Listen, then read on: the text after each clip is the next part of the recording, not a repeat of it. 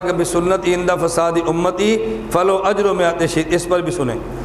ایک شخص مجھ سے فرمانے لگے کہ مولانا صاحب یہ جو لوگ جہاد میں جا کر شہید ہوتے ہیں اور شہادت کا اجر پاتے ہیں تو اس سے بہتر نہیں ہے بندہ جہاد کی بجائے نبی پاک صلی اللہ علیہ وسلم کی مردہ سنتوں کو زندہ کرے اور ایک سنت کے زندہ کرنے پر 100 شہید کا اجر لے؟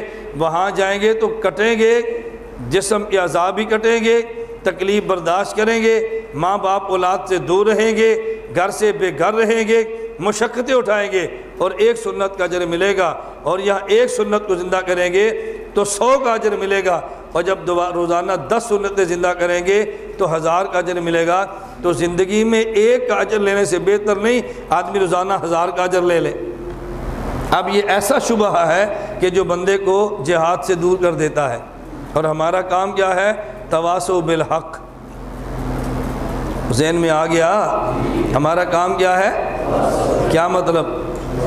شبہات کو صاف کرنا۔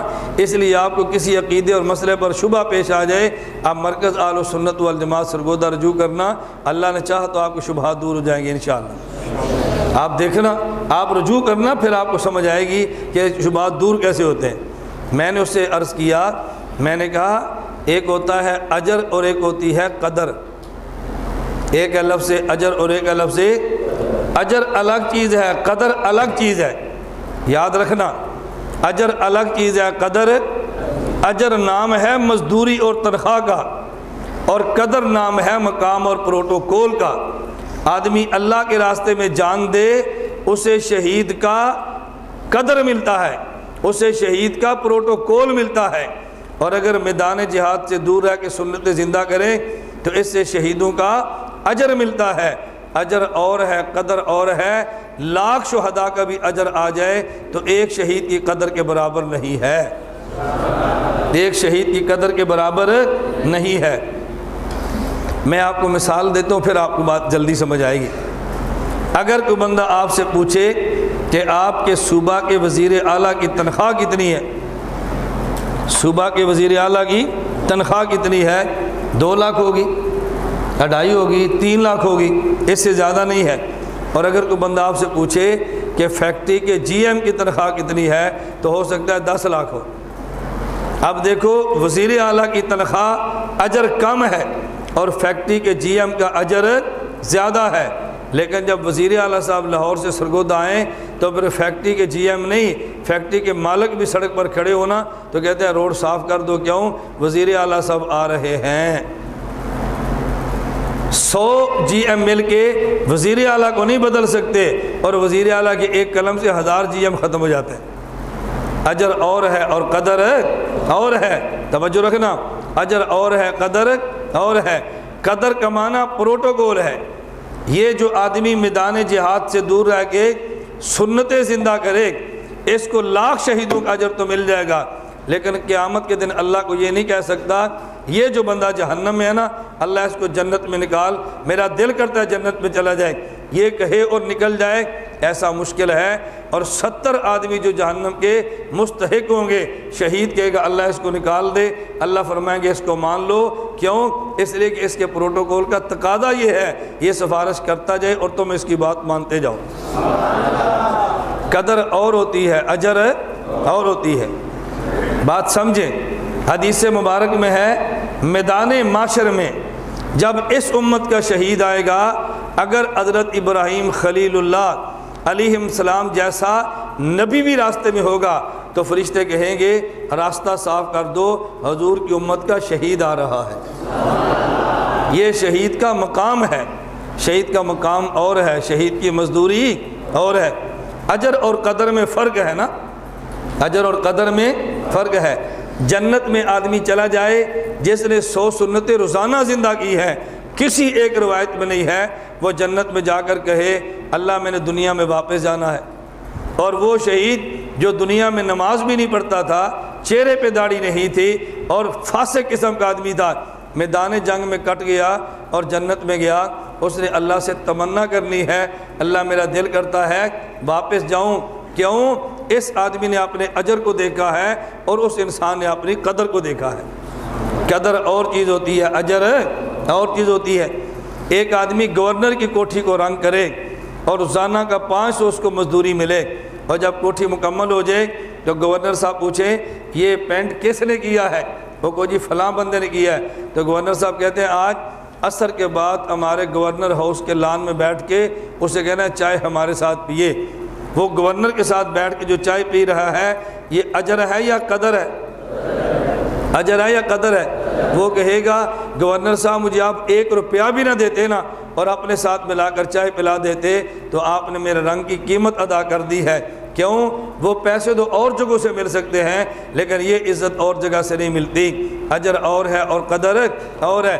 جو مزدوری میں 500 ملے ہیں نا یہ دنیا میں کسی کو نہیں دکھاتا کہ یہ 500 وہ ہے جو مجھے گورنر صاحب نے مزدوری میں دیے ہیں، اور جو ساتھ بیٹھ کے لان میں چائے پی ہے وہ فوٹو ہر کسی کو دکھاتا ہے میں نے گورنر کے پاس بیٹھ کے گورنر کے ساتھ بیٹھ کے چائے پی ہے، کیونکہ دیہاتی اور مزدور ان پڑھ بھی سمجھتا ہے کہ جو مقام قدر کا ہے وہ مقام اجر کا نہیں۔ اے کاش اس بات کو مولوی صاحبان بھی سمجھ لیتے کہ جو مقام قدر کا ہے مقام اجر کا نہیں ہے۔ ایک مثال بنتی نہیں ہے، میں اس لیے کہتا ہوں بنتی نہیں کا مطلب یہ ہے آپ حضرات محسوس نہ فرما جائیں اپنی مثال کیوں دی ہے۔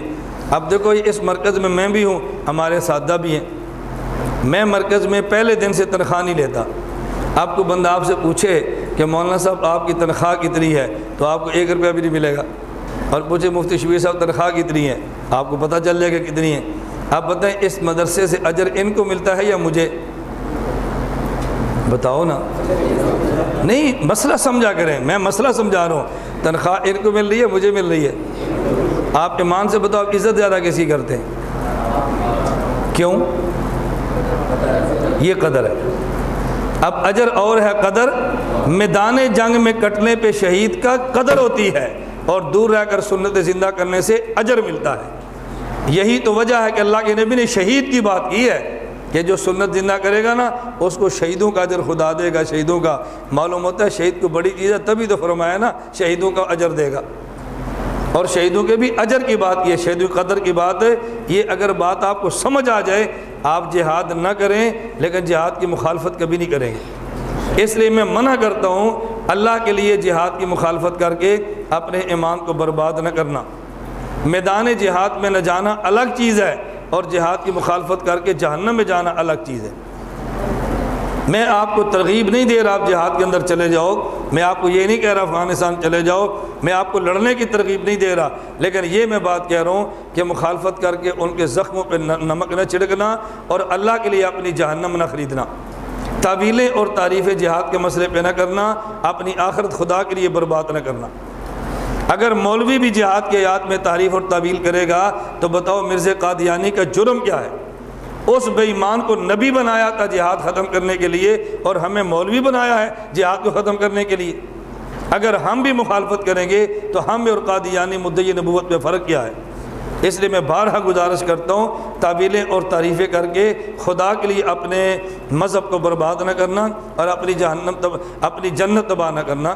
مجھے 13-14 سال ہو گئے میں ایک دن بھی جہاد کے اندر نہیں گیا، میں جہاد کے اندر نہیں جاتا، اپنے علمی کام میں لگا ہوا ہوں، لیکن اس کا معنی یہ کہ میں ان کو برا بھلا کہنا شروع کر دوں۔ میں بسا اوقات سفر میں ہوتا ہوں اور اس میں اللہ گواہ کوئی شک نہیں ہے میدان جہاد میں مجھے اتنی مشقت برداشت نہیں کرنا پڑی جتنی مشقت مجھے اس مسئلے کے کام میں کرنا پڑ رہی ہے۔ اتنی تکلیفیں مجھے وہاں نہیں اٹھانی پڑی جتنی تکلیفیں میں نے اس کام میں اٹھائی ہیں۔ اتنی مخالفت کا سامنا مجھے وہاں نہیں تھا جتنی مخالفت کا سامنا یہاں پر ہے۔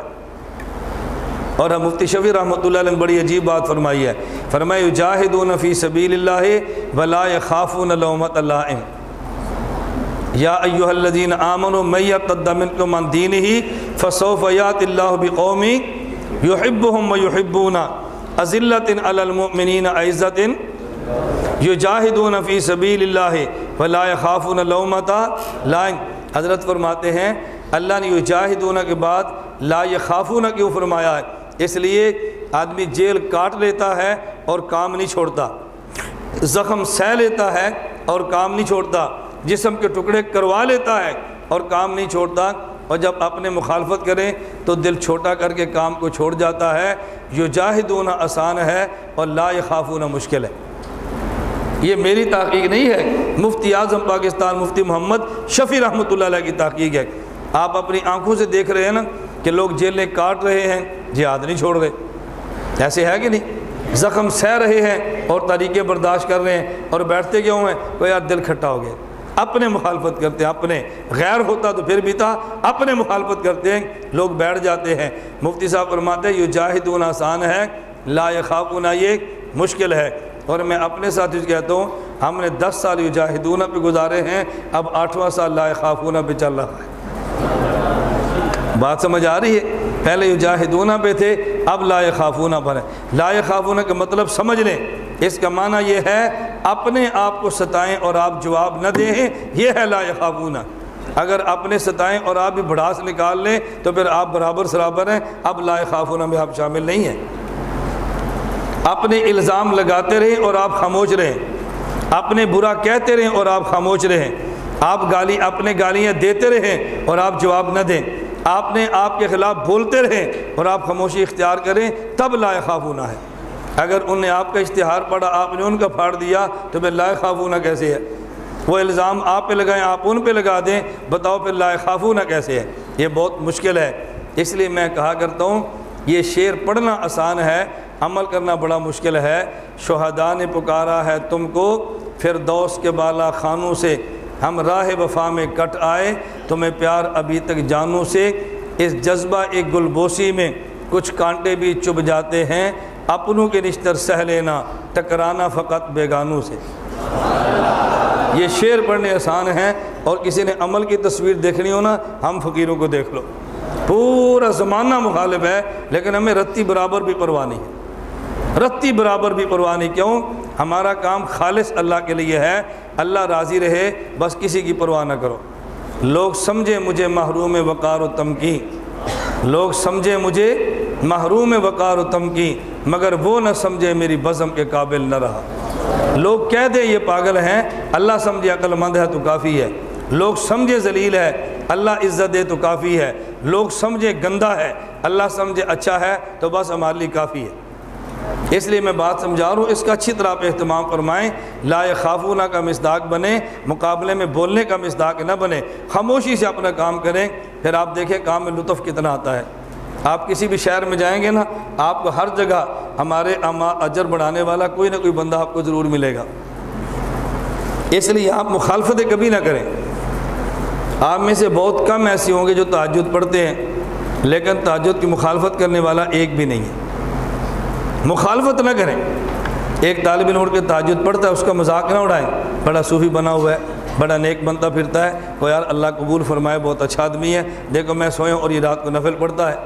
آپ جہاد نہیں کر سکتے، لیکن جو کرتا ہے اس کے عیب تلاش نہ کریں اللہ کے لیے۔ یہ امتی لوگ ہیں، نبی نہیں ہیں۔ امتیوں کے اندر کوتاہیاں ہو جاتی ہیں، جب ان کی کوتاہیاں اللہ معاف کرنے کا وعدہ فرما چکے ہیں تو پھر آپ اس کو معاف کرنے کی بات کیوں نہیں کرتے؟ میری گزارش آپ کو سمجھ آ گئی ہے؟ خیر، بات کافی لمبی ہو گئی، اللہ مجھے اور آپ کو بات سمجھنے کی توفیق عطا فرمائے۔